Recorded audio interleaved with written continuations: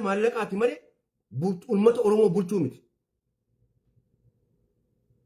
Kanaaf naggaadeen siyaasaadhaa tan kiisha Oromootii fi qabeenyuma saamuu tan aangoo barbaada horiitu isiniin najjaatu isiniin jenna jechuudha. Kanaaf waan na dhageeffattaniif galatooma. Kanaafuu biyya keessattis mootummaa akka isiin saba biraa uummata Oromoo irraa dhorkitu. Maaliif aduun laalu hayni uummata Oromoo kun aduu kaayaan fedhu. Kanaaf yoo uummanni Oromoo gabbee irra saba tokko ofirraa gad dhorke namni gabbee'u mootummaa jala nama miitan ijee namni nama fitu eenyu beekama mootummaa. Arra Oromoon kaatee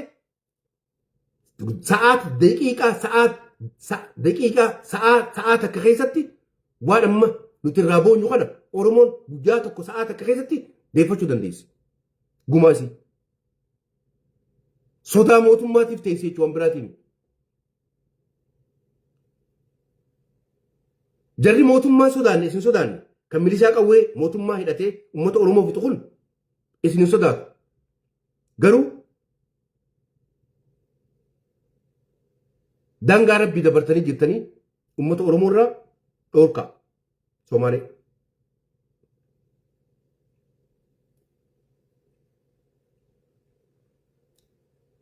Bulchiinsi naannoo Somaaleedhaa yookaan immoo waa yeroo hunda wanni isaan irratti dalagan daangaa uummata Oromoo saamuu hawaasii gab barbaannaa diriidhaan barbaannaa jijjiga fudhannee taan fudhannaa kaanis fudhannaa kana dalagaan isaanii.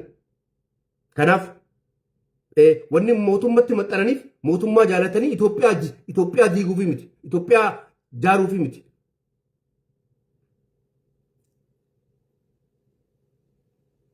Haqa namaa saamuudha jechuudha.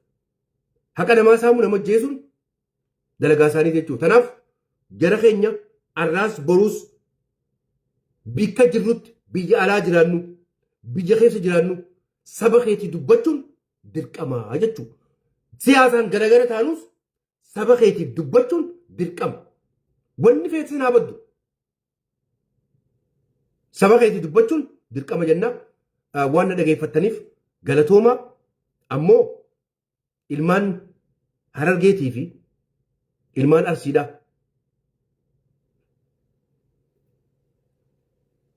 waan uummanni Oromoo keessa jiru gabbaati daawwadhaa. Gabbaati daawwadhaa. Akka gootanni beeytan waan gootanni beeytan isinitti himu. Kanaammoo walajjeesuun haa dhaabbattu. Namni immoo dura badii tana dalage ilmaan Arsii ilmaan Sikkoo Mandoo warreen hoggayyuu ilmaan Oromoo kanatti itti utaaluu dhiisa. Kutaan hundi isinirraa himatti.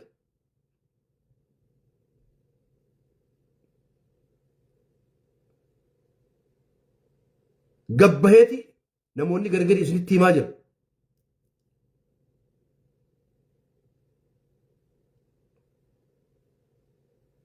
Isinitti hime Abu Mu'aaz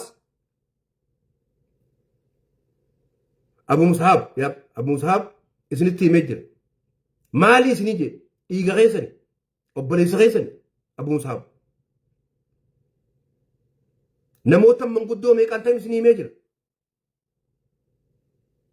Ifi nama utaaltanii guu lafa baxxan jettan ammaas lafaa ba'uu dhiisa. Namatti utaalina. Dhiisaa nama kaanii fi kaanitti utaalu.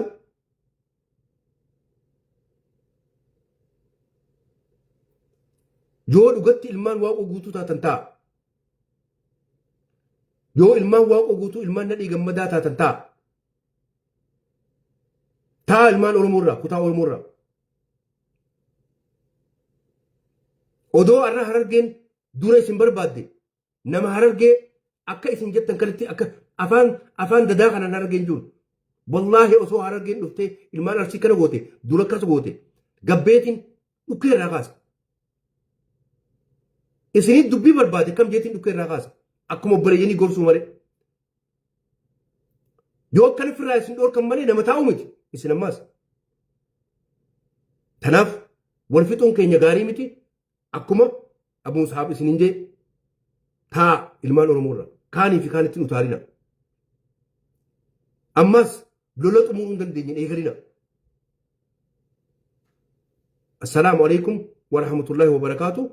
Nageetti nagee buusaa yoo dandeessan yookaan immoo tokko manguddoon jidduu seenina. Jidduu seenuu miti kun. Nagayaan irraa dhaabbachuun yoo namni waliin sodaanne yoo namni garagaraa wal sodaachuun baanne walirraa gadi taa'u. Dhibbaa dhibbatti maaliif niin gabroonfadhaa jechuudha. Wal sodaachuun dirqama.